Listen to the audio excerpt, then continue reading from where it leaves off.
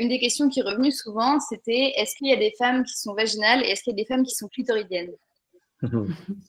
Et il y a des femmes qui sont les deux, il y a des femmes qui sont aucune et il y a des femmes qui peuvent passer de l'une à l'autre.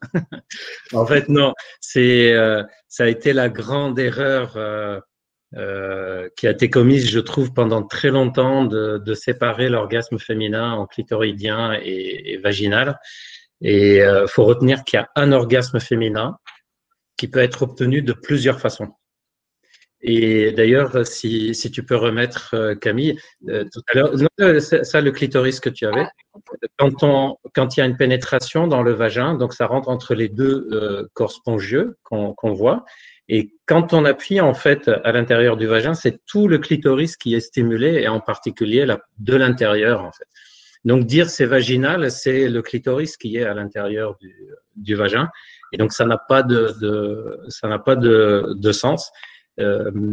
Faut aussi à chaque fois se souvenir que chez la femme, l'appareil sexuel est développé et éparpillé en plusieurs zones, contrairement à l'homme. Chez l'homme, on a tout pratiquement au niveau du pénis, la zone de la reproduction, la zone du plaisir, uriner, etc. Tout est dans ce même organe, alors que chez la femme, il y a un organe pour la reproduction, il y a l'utérus qui est là d'un coin, il y a le vagin, il y a le clitoris, il y a l'urètre.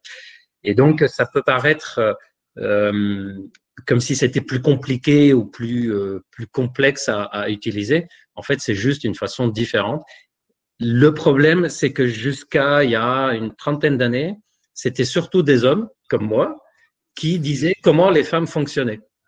Et donc forcément, les hommes avaient un référentiel masculin et ils partaient de leur propre fonctionnement, les chercheurs, de toute bonne foi, hein, ils partaient de leur propre fonctionnement et ensuite ils disaient on va voir comment fonctionne la femme. Un exemple tout simple, tout à l'heure tu l'as cité Camille, les corps spongieux, les corps caverneux. Jusqu'à aujourd'hui, on entend tout le temps dire que l'anatomie du clitoris, c'est comme celle du pénis mais en plus petit.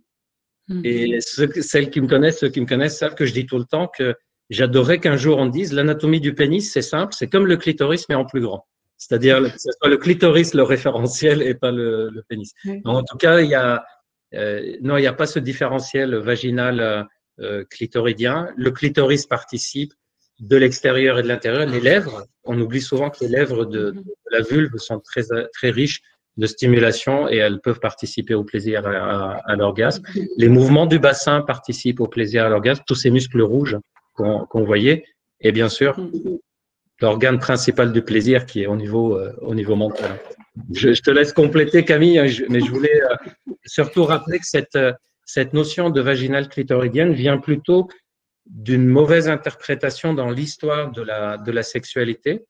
Et je vais me permettre de rappeler d'où ça vient quand même. Ça vient de notre ami Freud, qui avait considéré que une femme, si elle jouit en stimulant son clitoris avec le doigt, elle est encore au stade, elle n'a pas encore passé le stade de devenir une vraie femme. Et si elle jouit avec la pénétration, elle devient une vraie femme. Et ça vient un peu de là, cette distinction. Mais sur le fond médical, anatomique, ça n'a pas beaucoup de sens, en fait. Et je pense que si Freud vivait de nos jours, il dirait jamais ça. Oui, c'est que la science évolue aussi en même temps.